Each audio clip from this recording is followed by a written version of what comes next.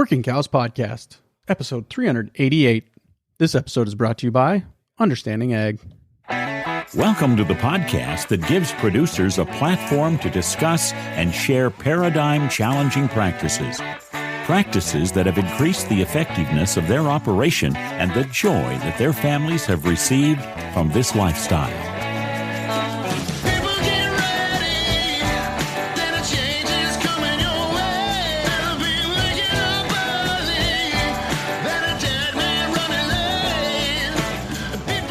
Howdy, everybody. This is Clay Connery, host of the Working Cows Podcast, recorded exclusively in the Understanding Ag studios.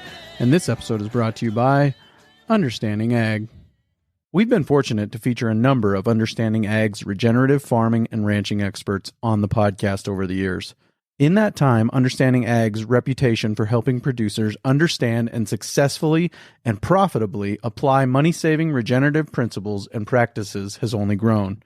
And there are two primary reasons for that.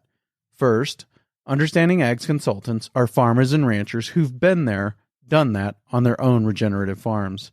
And second, Understanding Ag's consultants aren't in the business to sell you costly inputs. They get no commissions and you get no pressure. Just profit-building solutions for your operation. Learn more at understandingag.com and discover the hope in healthy soil. That's www.understandingag.com. Very excited to be joined once again by Gabe Brown and Luke Jones. Gabe, of course, one of the founding partners of Understanding Ag. Luke is a consultant, generous enough to make some time for us today on his way to a field to check out a field. And Understanding Ag has just crossed 36 million acres of farm and ranch land that they have consulted on. And so they have seen a lot of situations. They've got a breadth of experience and a lot of wisdom to share about how to make that transition into regenerative agriculture. And that's what we're going to talk to Gabe and Luke today about. The transition into regenerative agriculture. So Gabe, Luke, thanks for joining me today on the Working Cows Podcast. Welcome back. Thank you. Great to be with you, Clay. Good to be here, Clay. Thank you. Well, it's obvious that there's an increasing interest in regenerative agriculture. We can talk about all kinds of different things from food labeling issues where you're starting to see that label pop up on foods to even the presidential election here, and it's mentioned from candidates' mouths and positively and some of those things. So why do you think that is, Gabe? What's driving that interest? Yeah, Clay, we sure are seeing an increase in interest. I've been in this space a long time, and I've seen more interest in the past 3 years than I have in the previous 27 combined. And I think it's due to a number of different things. I do think that the COVID pandemic kind of spurred some consumers' interest in where their food comes from, how their food's grown and raised, and that's a good thing. I think we're definitely seeing a trend from many farmers and ranchers who are realizing that, hey, what I produce is food, and I'm proud of the way I produce it, and I want to share what I do with others. And also, there's a real growing trend among farmers and ranchers who are beginning to understand, boy, my soils just aren't producing like they used to. I have to add more and more inputs to get the same yield while profits decreasing, and we can talk about that at another point. But I think it's kind of the perfect storm. And then you add to that a real growing trend among businesses. And the industry and these businesses are seeing that, hey, it does matter where we source our products from. And they want to tout the good story that comes with many of these regenerative farms and ranches. So also, though, they're seeing a influence on their supply chain in that they need a more resilient supply of the products they need. And so they're beginning to understand that farmers and ranchers who use these regenerative practices can supply them with a consistent supply of high quality product. So it's in their best interest to align themselves with producers who are doing just that.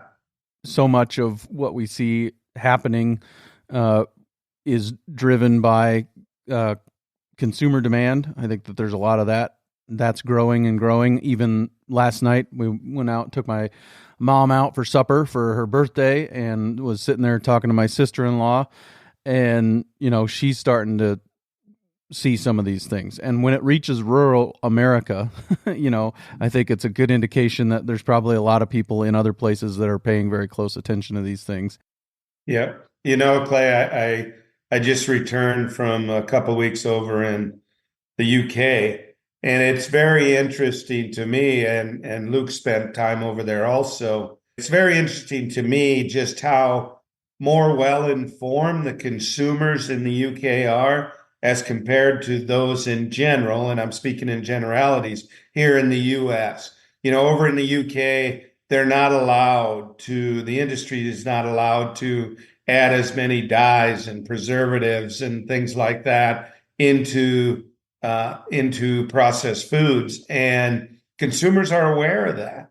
And over there, they shop in terms of only 2 or 3 days worth of food, and they're continually exposed to these supermarkets and what food's being provided and keep it fresh.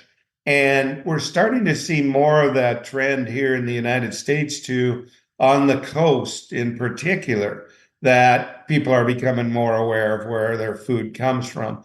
Unfortunately, as you said, here in Middle America, it's starting to creep in, but I think it's pretty sad, and I think Luke could back me up on this. A lot of farmers and ranchers today don't even consume the food that they grow and produce. And how sad is that? We need to get back to where food is truly used, grown and raised, and then used as preventative medicine.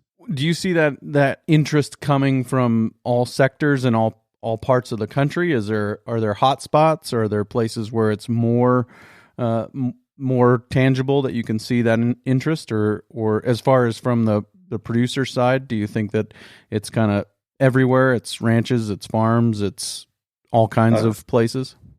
That's a great question, Clay. And yes, there are certain areas of the country where you have a contingency of farmers and ranchers that are going down the soil health path and journey. And what we see as the journey advances, their interest in thinking of food as health is piqued and advances also.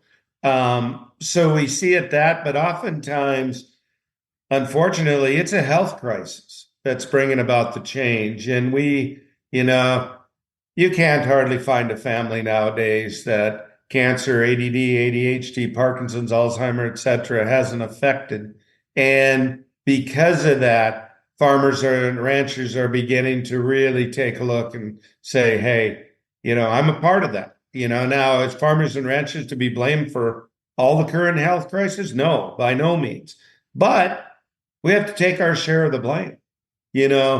Spraying copious amounts of these harmful, and I'll put it that way, I'm not afraid to say it, harmful chemicals that are entering the water and the food supply, fungicides, pesticides, the negative effect on biodiversity, it's all compounding to the point it's negatively affecting human health. And we need to realize that. Something that I've always thought about, in my time throughout it, going through college, understanding, all the herbicides, I was very conventionally taught and doused in the agricultural world. So I thought I knew all the herbicides, but I just thought of them strictly as herbicides. But I don't think even many producers really understand, Clay, that most of these herbicides that we're using, I'll just pick on herbicides only for now, but most of these are also used in the general public for consumer goods, therapeutics, medicinal products as well. And when you take a step back and think of, if we look at the mineral nutrient densities of the crops and everything we're raising right now, low in the minerals and metal components as well, which if we look at what those relate to, it's the mental health issues, it's depression, anxiety, ADHD, all that stuff ties together. But then you look at these herbicides that we're applying, chloracetamides, which are big in the cosmetic industry as far as making that shelf stable. So people are applying that on their skin. You got sulfonylureas, which are big in diabetes treatment. That's like your classics, accents, things like that, those herbicides. And then you got the triazines. Triazines are actually a muscle relaxer that's used in the human health industry. So, atrazine, simazine, things like that. I mean, and I never thought about that within my training and education part of it, but it wasn't really exposed to us either. But once you dive into that, I mean, what really caught my ear was hearing an advertisement on a health product, some kind of drug. A lot of times it says the side effects are worse than what they're actually treating. And, when I heard sulfonylureas used there, I was like, well, heck, sulfonylurea, that's a main part of action that we use in our herbicide industry. And when you start tying that all together, it really makes you open your eyes. But the sad thing is most producers don't know. They're not educated in that because they're relying on somebody else to help guide them through that. Yeah. And if I may, Clay, oftentimes when we talk to producers, they say, well, must be okay. EPA, FDA approved this. It must be okay. So when I did research for my book, I was looking at EPA, and at that time, do you know how many herbicides totally EPA had denied use of? 5. 5 is it. So why even have the agency? My point is the companies, EPA relies on the companies to provide the data as to harmful effects, if any. And obviously, we know how that's going to turn out. Yeah, the Rockies would win a lot more baseball games if they got to provide their own umpires. There we go. There we go.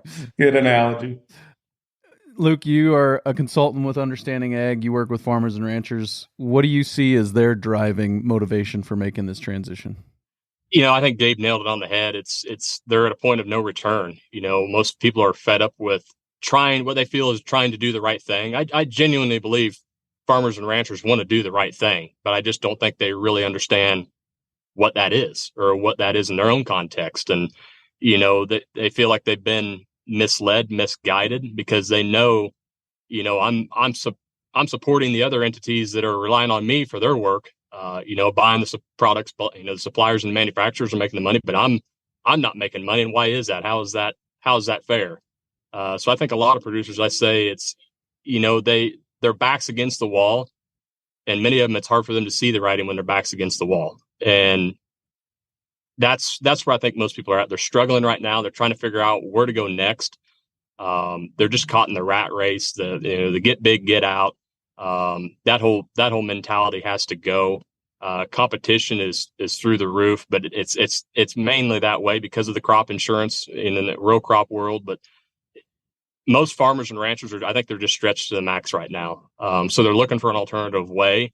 And the biggest boost that I've seen when talking with potential clients and trying to get them to work along with us and let us help them on their journey in regenerative ag is it's about building life onto your operation. And I think it's greatly underlooked, but life builds life. And I think that, in agriculture right now, I think it's ego and greed that's filled the space.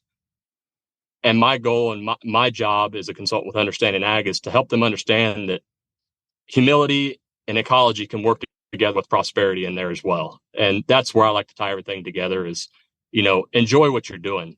You shouldn't be stressed to the max like that. You should be able to enjoy what you're putting out and have confidence in what you're putting out. And I think most farmers right now are on the edge of, what am I doing? Is it proper? Is it right? I think, in the gut feeling, your gut always tells you the truth.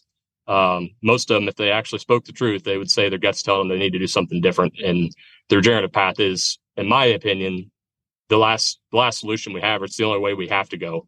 We can't go back. We can't afford to go back, or else we won't be here as a civilization, in my opinion. Yeah. If I might just add on that a little bit, Clay, let me give you this example of producers and the need to change, but not knowing. So most farmers have an agronomy center they work at. I challenge those listening to this podcast. How many times have has your agronomist taken a soil sample, brought you back the results, and told you that there's plenty of nutrients, you don't need to apply anything? Okay. Okay. I guarantee you it rarely, if ever, happens. However, at Understanding Ag, we just surpassed 36 million acres now that we're consulting on. Okay. We send in soil samples doing a series of tests, that suite of tests that we use to assess soil function. What we have found, 36 million acres, we have not found a single acre that doesn't have adequate nutrients for profitable crop production. Okay, 36 million acres. How can we find that yet virtually every agronomist around the country is saying, no, you need to apply? Well, the fact of the matter is there's plenty of nutrients in our soils. What's lacking is the biology. And this is what's not being taught. Okay. Farmers are not being taught about this biology and how to make these nutrients available. So Luke's exactly right. Farmers are up against the wall, but they're up against a wall because they're being taken advantage of, quite frankly. And this thinking of soil as an ecosystem is not being taught. It's not being taught in our universities. It's not being taught by extension. And quite frankly, obviously the chemical and fertilizer companies aren't going to teach farmers any differently. So this is what we need to do. It all comes back to education. It's the pill for a problem approach, in my opinion. Same with human health. Most people, they want a quick fix, or they want to think that they're being treated and not even looking at the root cause, but they want a pill for the problem and think that's going to create everything to the positive. And same with our row crop and livestock world. It's a pill for a problem approach, and it's never going to get us anywhere. The rule of compounding is very largely at play here when we continue that path. So, we have to look at it, as Gabe said, more biological. If we want to look at it as chemical, pill for problems approach, you're going to have to go, but you're never going to get anywhere or gain anything. You're going to continue down continue on that hamster wheel, if you will. And we have to stop looking at the soils and everything that we're working with as a three-legged stool of physical, chemical, and biological. It's primarily or majorly driven by the biological part of it, and the other two come along with the biological side. Right. Yeah. And we ran through all of those tests that you guys recommend. I believe it was on episode 283 when we talked with you and Alan Williams about you and Alan Williams about the 6, the 3, and the 4. And we talked about the tests that you guys run. And, it's all there. All those nutrients are there and available. They're just not accessible to the plant until you get those biological components, like Luke was saying. It's biological.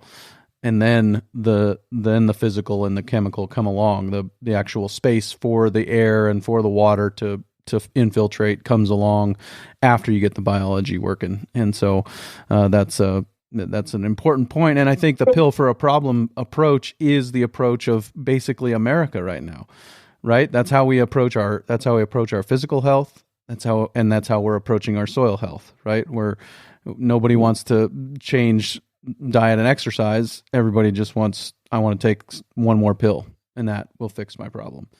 So I think I think we have to be careful there too, Clay, because even in the regenerative space has just exploded within the last few years, as Gabe said. I mean, industry's noticing it, consumers are noticing it.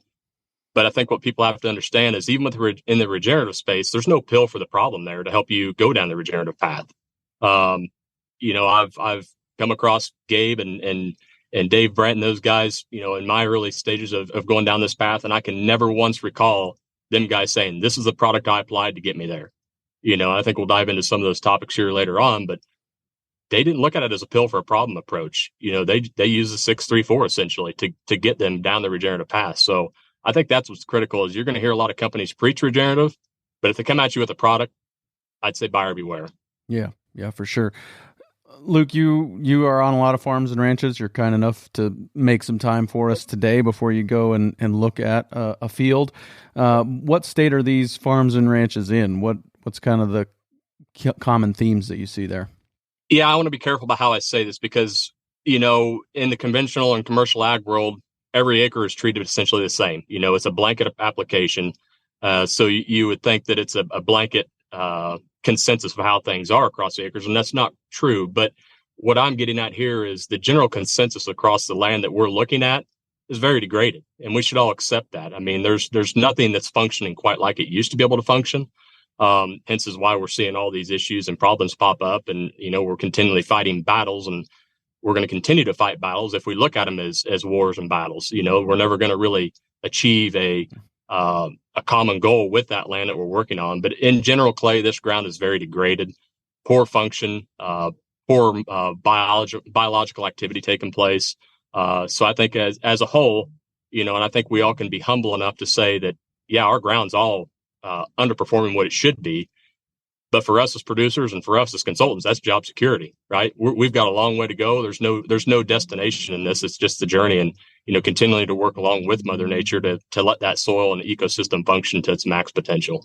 Let's take a quick break and hear a word from our sponsor today, Understanding Ag. We've been fortunate to feature a number of Understanding Ag's regenerative farming and ranching experts on the podcast over the years. In that time, Understanding Ag's reputation for helping producers understand and successfully and profitably apply money-saving regenerative principles and practices has only grown. And there are two primary reasons for that. First, Understanding Ag's consultants are farmers and ranchers who've been there, done that on their own regenerative farms. And second, Understanding Ag's consultants aren't in the business to sell you costly inputs. They get no commissions and you get no pressure. Just profit-building solutions for your operation. Learn more at understandingag.com and discover the hope in healthy soil. That's www.understandingag.com. So how do you help them get started? Where do you start generally when you're starting to help somebody go down this regenerative journey? Yeah, so the biggest thing I tell people, especially when we do workshops and things, is if you have somebody come to your farm that says they want to help you improve your farm, they don't show up with a shovel and actually get their hands in the soil, fire them. Don't even consider their time worth of your time. They're not worth. They're there to sell you something. But the biggest thing is when we first visit with clients, we'll have an initial call with some, try to get an understanding of what they're dealing with, get a scope of their operation. But the biggest thing is we want to listen to them, see what issues they are facing, figure out their context, how aggressive are they wanting to be in this regenerative journey. And more times than not, I can appreciate somebody once they drink from the fire hose of either going to Soil Health Academy or, just being inspired through some of the podcasts and information that's out there, they want to go full scale. And it's not recommended for me. I mean, more times than not, even on multiple 1,000-acre operations, I'm saying start small, start on one field, and fully implement the 6-3-4.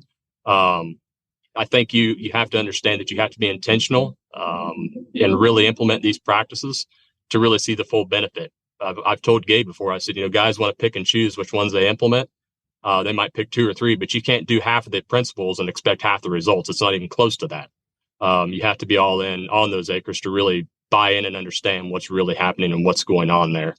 Then we try to figure out, what is, after their context, what's their low hanging fruit? What do they have the advantage of? And maybe there's a labor advantage. Maybe there's a market advantage that they have that they're maybe just overlooking because they're so consumed with their simplistic management, if you will, of single species or lack of diversity on the operation. That I don't know how many folks I've talked to that, the 80s or, the most recent thing that I can think of that people were really struggling to get through. And I've had a lot of silver or no-haired guys tell me it was diversity that got them through those tough times. And where are we at today? It's the lack of diversity on the operations. It's corn or soybeans, or it's cattle only, or it's hogs only. And, when you're subject to that one crop or one species, you're banking a lot on it. And I don't think that's the right thing to do. So, and looking at finding ways to increase diversity on that operation maybe is a low-hanging fruit, but we got to figure out ways that people can capitalize on their advantages on their own operation. The other thing that we like to look at is try to look at their expenses. And more times than not, producers they're spending way too much to get this to get the outcomes they are. So we're looking at doing strip trials, rate reduction trials, using some of those soil tests, to figure out where we could possibly pull things back. That's huge, as the expenses are just absolutely astronomical right now. Then we like to look at focusing on profit versus yield. The whole gross income versus net income, which one would you rather have? And I think producers, they get their eyes on the prize of having a huge crop. And I hear guys talking about raising 300 bushel corn and plus, but it's like the management that goes into getting that, you'll burn yourself out. I love to farm, but I wouldn't want to have to baby a crop like that and make how many applications across that acre to get that 300 bushel crop. It wouldn't make it any fun for me. But most people would say that's not scalable. They would never be able to farm the acres that they're farming and try to chase 300 bushel corn, because the one factor that we always forget about in that whole practice is Mother Nature. She trumps everything, So what are we doing to build resilience in that operation to kind of help combat some of those inconsistencies or swings within the weather that we're getting? And as we mentioned before, focusing on biology versus the chemical side of it. We've really got to drive the needle there and build a home for that biology to do its job. And let's face it, row crop world, Dave Brandt done a phenomenal job on his row crop acres, but he wasn't just a corn soybean rotation kind of guy. He had diversity in that rotation, and annual crop roots only do so much, with limited root growth throughout the seasons. Somebody mentioned earlier about, growing food and healthy food. Well, I would tend to say that most of our corn belt, if you will, I'd like to say it's more productive than just corn belt, but it's a food desert. We're not raising food throughout our high productive areas. But that biology helps drive the quality and the consistency of the nutrients in that food that we are producing. And it's all encompassing. I mean, it goes more than just the grain. It's the overall, trail it from soil to human consumption and human health. And we feel that's very important. I mean, and I'm always willing to confess my row crop illiteracy here, but there's got to be more higher margin crops than corn and soybeans, right? It's just the fact that the corn and soybeans are more of a sure thing, more of a safe bet. Is that what's going on with what keeps bringing people back to those things?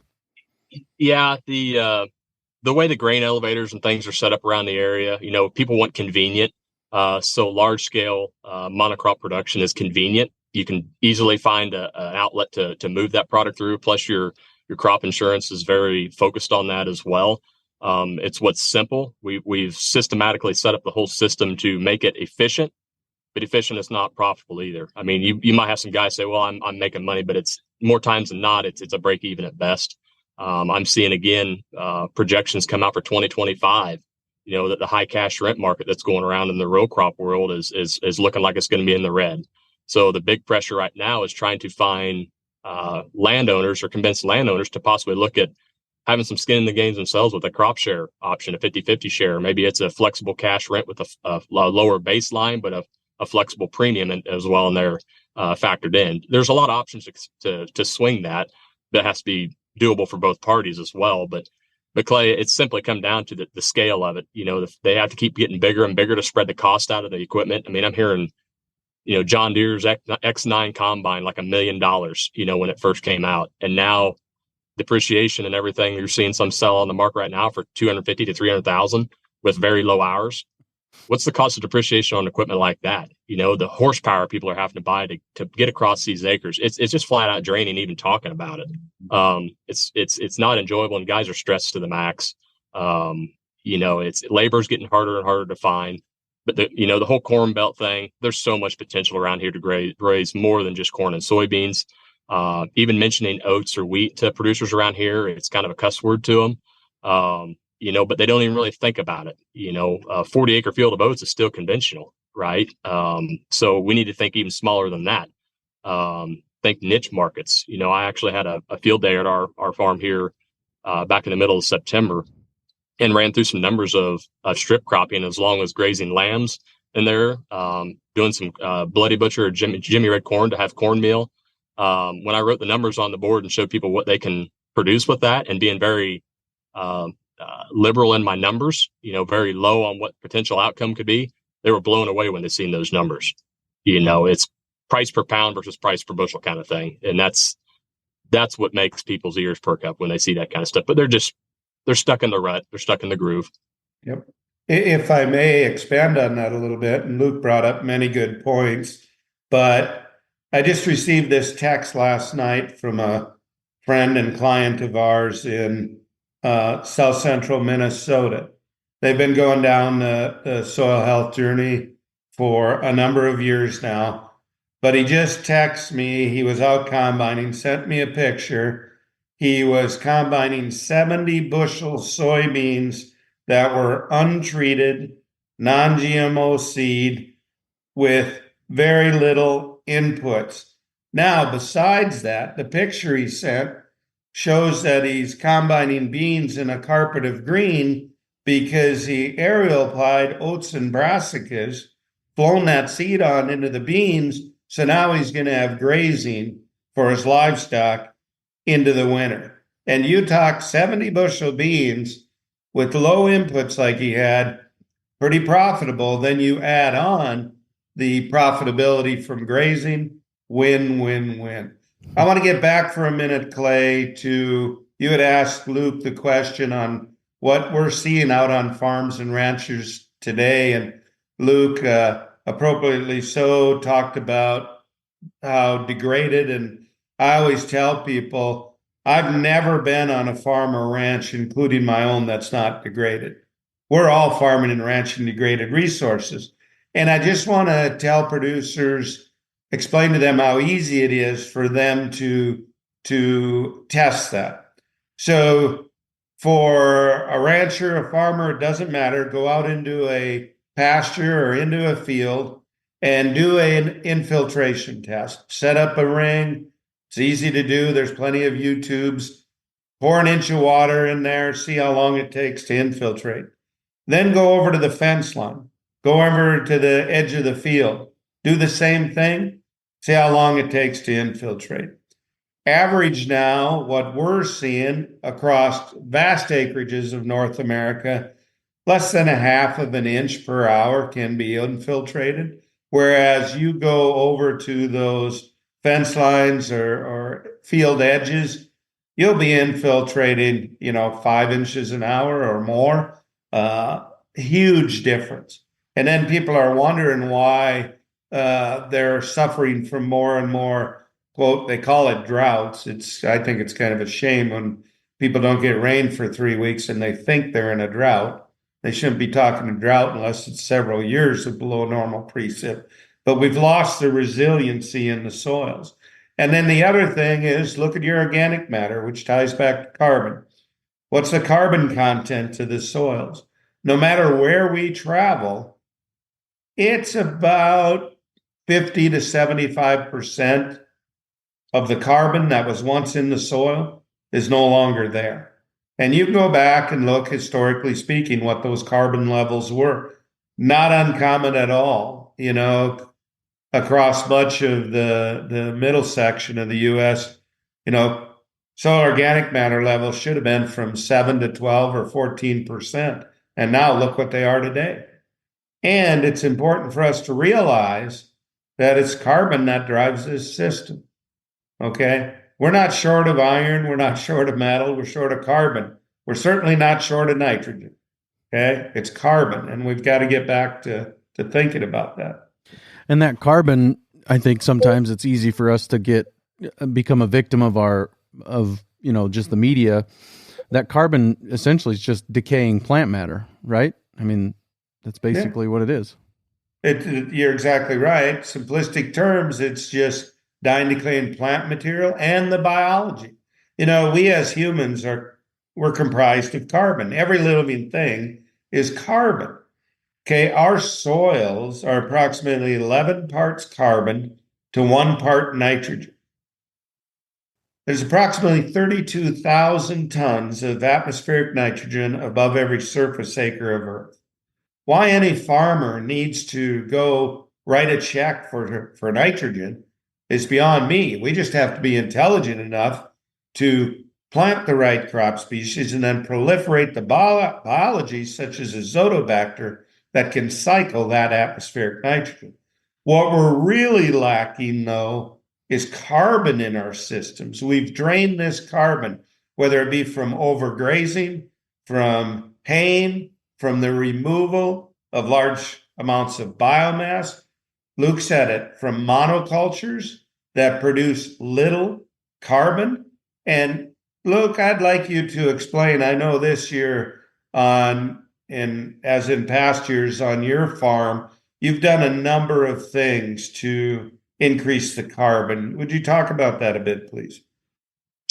Yeah. So, I mean, the biggest thing that I've noticed is, you nailed it, is watching the removal of the carbon. But, in pastures and row crops, it's the amount of living roots that we can get, letting that biomass produce and do its job without, knocking it completely out of the system. In our row crop world, it's about getting living roots, pumping that carbon into there. As a agricultural society, we are carbon confused. We really got to get a grasp of how that carbon cycle works, and in living root as long as possible. Stimulating that biology, letting those exudates into the system. We've got to get more living roots, more diverse living roots, to cycle that solar energy and pump that carbon into the system. Same with our pastures. If we're overgrazing, we've eliminated our leaf area to capture that solar energy. In turn, we're going to be reducing our moisture content, and shutting down some of that biology in the soil. So our system is not functioning properly. Plus, when we overgraze that plant, we're shallowing up the roots again. We're going to slough off those roots. I tell people, how critical is it, that 50% graze rule? If you can stay in that 50% graze of plant biomass, you're looking at 2 to 4% root slough off. But once you go up to 60%, you're looking at about 50% of root die off. So how are we going to pump and cycle carbon and build it deeper, build those aggregates deeper in our soil if we're sloughing off our roots?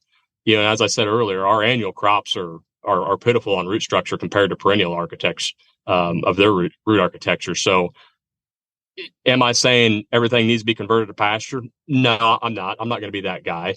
But we have to understand our plateau is limited with annual cropping system. I know Gabe would. I know where he's at. But Gabe, I got to look after my fellow guys here in the Midwest, right? Okay. but we have to understand that if that's our context, our ceiling is lower than that of something with a perennial root system that can cycle and pump carbon much more efficiently and deeper into the soil profile. Mm-hmm. And there's nothing saying that some of those acres in the Midwest couldn't be more often perennial than they are. I mean, you could, and I know this is probably heretical, but you can do multiple years of a perennial grazable crop and then go back into, some kind of a row crop, have a longer rotation, where you actually have some of those perennials out there on those acres for back-to-back years and then back into the row crop. I know it happens in other places in the world, and I think it could be done here. I'm not saying it's the best thing, but I know it could be done. I think it's a necessity, Clay. I think our CRP program is far too long. I'd like to see a 3 to 5 year CRP program. So if there's anybody in the NRCS or government agency that's wanting to challenge me on that or ask me, I beg you to make it a 3 to 5 year program. In the UK, they have what's called herbal laced, which is the same theory. They call it a fertility building year. But if you can couple that with some livestock integration, what a win-win-win situation, and to that. So we've got a client up in northwestern Illinois that we visited back in August, and a lot of irrigation done, and it's river bottom ground. You can hit water 2 feet down. He had some CRP ground that he was interested in getting some cattle back to the operation when that CRP was coming out. I had him do a biomass test on that CRP on his corners and just stuff that didn't have any water over the top of it other than just natural rainfall. Almost 9 tons of biomass and diverse biomass. I said, man, this is a home run for you. This is your low hanging fruit. Think of the amount of livestock you could be running here. You've got diversity. He did a good job managing it. And I asked him, I said, how many inches of rainfall did you have to apply on this with your center pivot? He says, well, none. It's just whatever was here, whatever natural rain fell. And I said, and how many days are you making a turn on your pivots on your row crop ground? He said, every 3 days, changing the oil on those center pivots every week. He was just running and gunning, burning himself out, essentially. Not only was he burning his carbon out, he was burning his own energy reserves out, trying to make that crop thrive and grow. And if he didn't reach an X amount of bushels, which was a very high amount of bushels, I'm not going to say it, it was a break even at best kind of year. So I look at it as looking in the context of the ground you're working with. It's right in front of you, but it just took somebody to expose that to him and have him look at it a different way, open his mind up on what the potential is and what it can be done. And he's hooked. He's hooked, line, and sinker. let's talk strategies. Let's talk some of the actual things that you see working to help increase carbon. We've talked about a few of them, but what are some of the other things that you see working to help people increase that carbon level? Yeah. Luke let's talk from a grazing standpoint first. Luke mentioned about more photosynthesis, leaving not grazing more than 50% of the ground biomass. The other thing we really try and strive to get our clients to understand is the importance of recovery and then rest. And this is sorely lacking over the vast majority of grazing systems throughout the world, really. And if you're going to build that soil aggregation deeper into the soil profile, and it's that aggregation then that allows water infiltration, allows for root biomass, allows for new seedlings to germinate, stimulating that latent seed bank, you really, really need to give adequate recovery and rest time. Now, that's going to vary depending on where you're at, depending on moisture conditions, etc. But what we're seeing here, Clay, when you get up into your and my environment up here in the Northern Plains, I really believe we need to 12 to 15 months recovery and rest time, because some of the too many producers, they think that they can take into account the late fall, winter time period as rest and recovery. Now, when I'm talking 12 to 15 months, I am adding that in. But my point is the vast majority needs to be during the growing season, because yes, plants will still photosynthesize a bit, even in our environment, November, December, there's not much snow, but it's not really pumping through photosynthesis that massive amount of carbon down into the soil profile. And it's that carbon that drives the system. So we got to lengthen recovery and rest times. This often is difficult for producers to comprehend, but that's where we get into education. And with our clients, we get into appropriate stocking rates. And the vast majority, I mean, literally 90+% of ranchers are overstocked. They're running too many cows. And that puts them in a situation where they're constantly extracting more carbon than they're putting in. And that only has compound negative effects over and over again. They're purchasing more forage, having to put up more hay. They're having to rent more acres for their animals. Costs continue to go up. It's just a bad situation to be in. So from a grazing standpoint, we need to do that. Another thing, when we're talking livestock operations, is the amount of hay that they're putting up. It absolutely amazes me. We've had clients in Texas that are literally feeding hay 5 times more than I'm feeding here in North Dakota. That absolutely makes no sense. And anytime you can get those animals out grazing rather than running it through iron processed forage, you're going to be dollars ahead profitability standpoint. Now, what we're doing with our hay acres, we're recommending to producers where you hay a particular field 1 year, but then let's graze it the next 2 or 3 years properly using adaptive grazing strategies. Then come back to haying it again. And if we do hay it, obviously it's really beneficial if you can just feed that hay right out there on the fields you grazed it on. I'll turn it over to Luke for some strategies on cropping.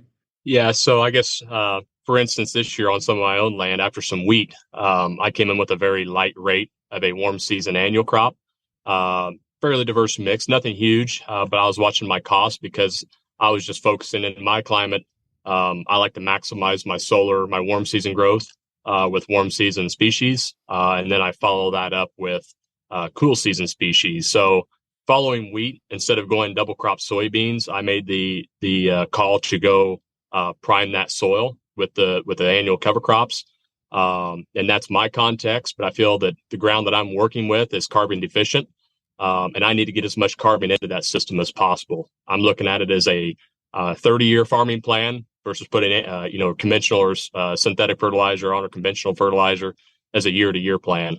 So I'm looking at it for the long haul. So as I said, I put in a warm season mix, and just here this past week, I sent Gabe and another one of our consultants, Kent Donica, a video and picture of what I was doing. And I was drilling in my cool season mix, which I'm not going to go through and name all the species. There's only so many cover crops anyway, right? So drilling in that cool season mix into that 9-10 foot tall growth that I had there of biomass.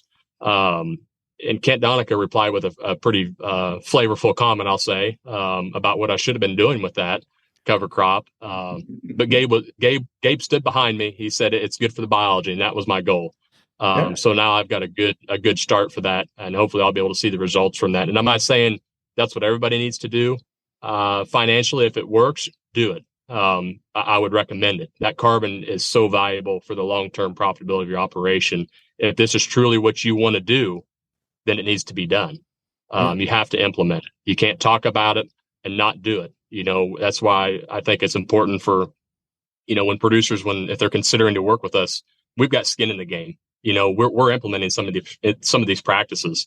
I also say be cautious on some of the cover crops that you are buying. Find somebody to work with that understands the cost of those cover crops you're putting in, understand what you might be giving up by a lesser seeding rate, but understand seeds per acre as well, and be financially responsible on that cover crop, because I hear a lot of people say it's too expensive. Well, it can be if you just go with a standard mix that company XYZ is offering flat across the board. So I'm not saying they're right or they're wrong or we're right, or it doesn't matter, but you need to truly understand the context of that operation and that field per se to really achieve those goals. So, I was probably looking at, I'm going to guess $35-40 an acre total of seeding costs split up 2 different times. Yeah, I had to drag the drill across again, but I think the benefits outweigh the cost there for what I'm doing now. Couple that with getting some fencing involved, which I'm getting there, then my returns are greater on that. But not only just the cover crops and living roots, like I say, it's leaving that biomass. I felt it was important to get that biomass returned to the soil. It's had corn stalks removed. It's had excess nitrogen applied to it for many years.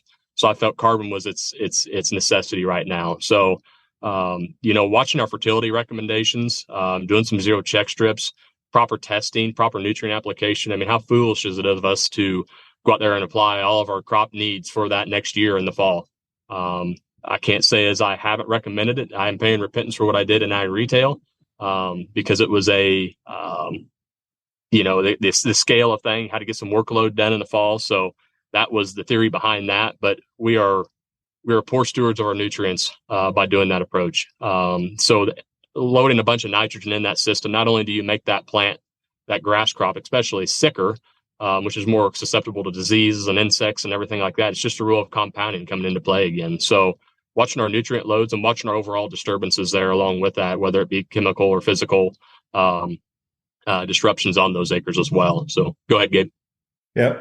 One thing I'd like you to talk about a little bit, Luke, is, people picturing in their minds 8 or 9 foot tall cover crop and you seeding directly into that.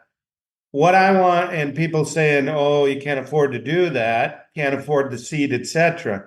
But I'd like you to talk a little bit about just how much nutrients that cover crop cycled, because you didn't apply any synthetic fertility to that, but yet the amount of nitrogen, phosphorus, potassium that was converted then via that living cover from an inorganic form to an organic form. Talk about how we clip that and determine that.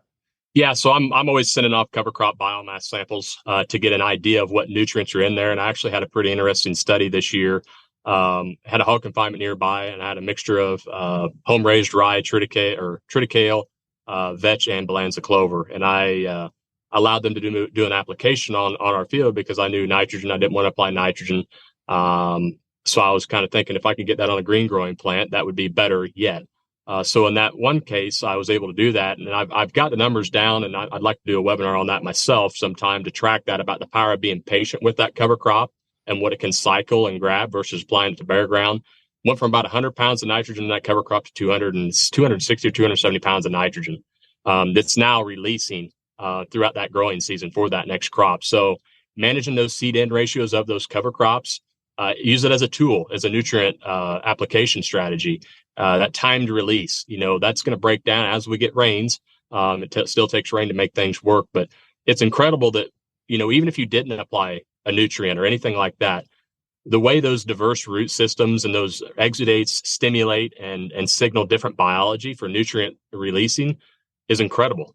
So I've got spots where, there wasn't anything applied, and it's incredible to watch that plant grow just through that plant signaling. And I'm not scientific enough to explain it all, but I know it happens, right? There's some things that I don't care what a test shows me. What's there is good, and it's going to be benefiting me down the road. So using those cover crop nutrient analysis, watching your seed end ratios of those cover crop blends as you terminate them, depends on how you terminate them as well and what stage you terminate them in, can help you way better in that nutrient management system that following year.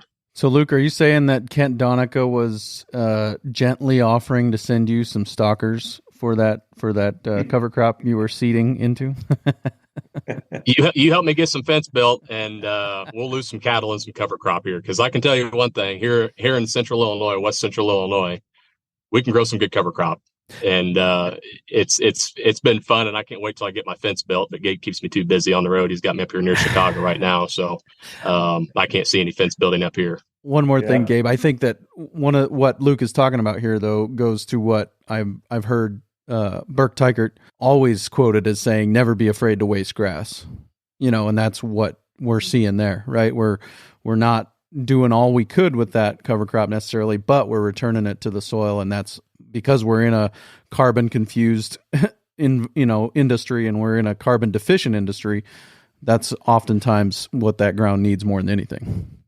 That you're exactly right. And I just want to touch on, Clay, you have listeners over across all North America, and I can think in my mind what many of those in more brittle environments are saying when they hear Luke talk, and they're saying, yeah, but I can't do that here. I don't have the moisture here.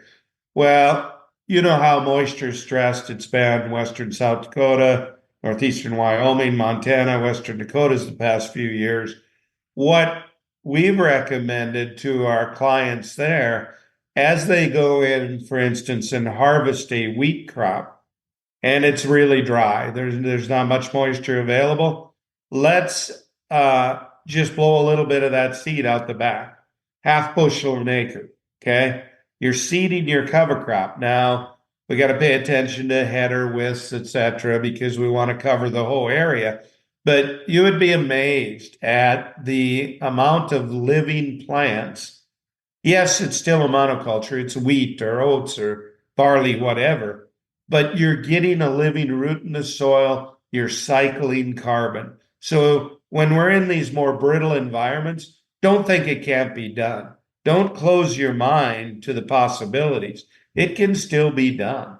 And you'll be surprised at the difference that makes. Yeah, as Jason Mock would say, perfect is the enemy of done, right? And I'm the ultimate victim of that, right? I won't blow the seed out the back because I want to plant the 15 species cover crop mix. Well, if you don't end up planting that cover crop mix, or you say I'm not going to do that because it doesn't rain here, it would have been better to just do the monoculture out the back of the combine. Right. Exactly. Something's better than nothing. And that's one thing that I made sure I had was some winter wheat that was growing there that I was drilling into. So I only, I had some rain between getting my wheat harvested as well. So I had some of that germinating and sprouting, but I still went ahead and no-tilled in my warm season mix and got a pretty successful stand there. So some people will say, let that wheat germinate, terminate it, and then come in. No, I want that living root there. It's a head start, right? Because now I was able to, after I scouted the field and made sure I had a decent enough stand of volunteer wheat across that field, I was able to pull back on some seed cost of adding in another overwintering cereal crop there. So I just went in there with some oats and some other diverse species as well to complement that. So it's a win because I had a living root growing there. I'm cycling more carbon as my warm seasons are shutting down. And I've also got a head start on a cool season crop growing there.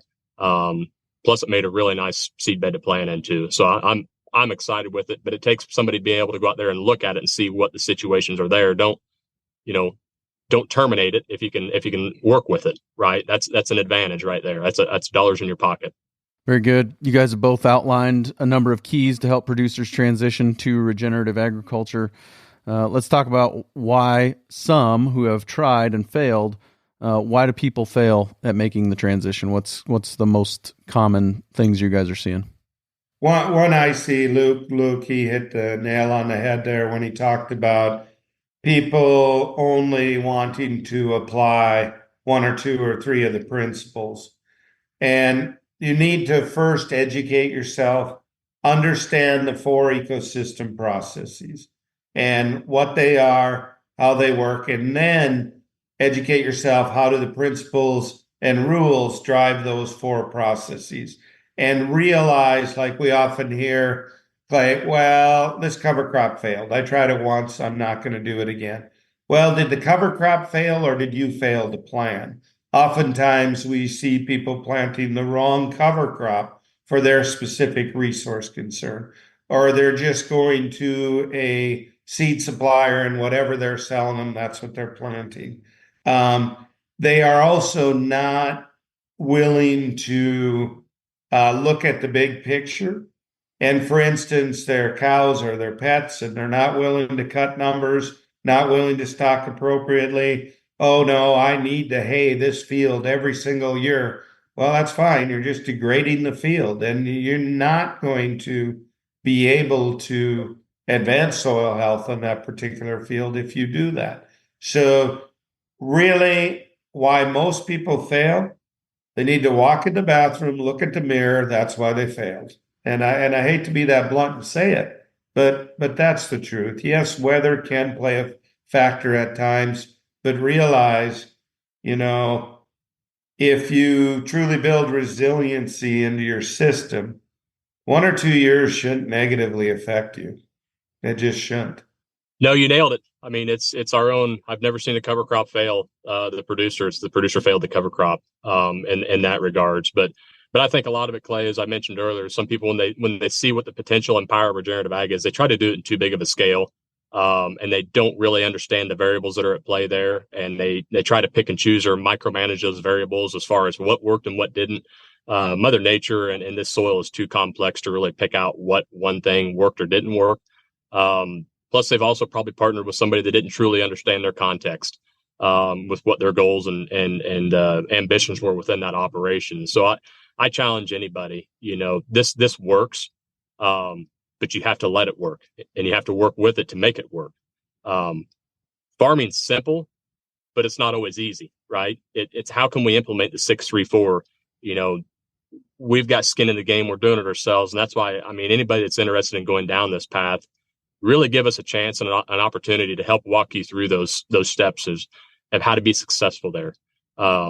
We have nothing to gain as far as product sales. It's just our passion to see people succeed in this, and we want to see your joy. I've had an incredible past 2 months visiting with clients, seen some pretty bold moves by some of the clients I've been working with. Once you just really get out there and talk to them and let them express themselves as far as what they're wanting to say about their operation, they lay it out themselves. But when they have somebody to rebound some answers to them and ideas and more questions back to them, they swallow pretty hard and they think they've got to go. So they've got to make a change. But I think that's where us, understanding ag, we're the perfect partner for anybody that's wanting to go down this path, because there's nothing to hide. If we went there and told you everything you're doing is perfect, and you're regenerative, but yet you're not making much of a change the way you're seeing things, you're going to have continued failure. We're there to tell you what needs to be said, and whether you take it good or bad, that's on you. Our goal is to just help expose some of those things and let you see that things need to be done a little bit differently, because you need to change the way you're seeing things. Yeah. We experiment small, right? Try something in a small spot and see how it goes. And then don't look at it as a failure when it doesn't go the way you wanted it to, right? Look at that as a learning opportunity. What did we learn here? let's do something different over here, right? I mean, that's kind of Amen. really helps change the way that we look at this. Oh, that didn't work. Well, let's see what we can learn from it so we can try again somewhere else and see if it'll work there. That's exactly right, Clay. It wasn't until about a couple of years ago that I finally accepted that, and that's the perfect way to say it. It's learning opportunities, never failures. But you just don't want those to be too big, and you want them to fit within your financial context and how you can work with those. But the beautiful thing about regenerative is we've got avenues or plans X through Z or A through Z, 1, 2, 3, ways to salvage what could be a potential, failure as a way to sacrifice or salvage any value from that. So yeah, that's a perfect way to say it. It's a learning opportunity, never failure. And if there is something that doesn't work because of a moisture issue, there's probably a row crop farmer nearby who also has a failed crop that you can turn some cows out on or something. I mean, there's always another way to look at it too and say, oh, well, we could probably pivot to this. So yeah, very good. Well, guys, I really appreciate your time today. Anything else that needs to be included here as we point towards wrapping up? No, if anyone would like more information, just go to understandingag.com or soilhealthacademy.org. Very good. Thank you guys for your time today. Thank you, Clay. Thank you, Clay.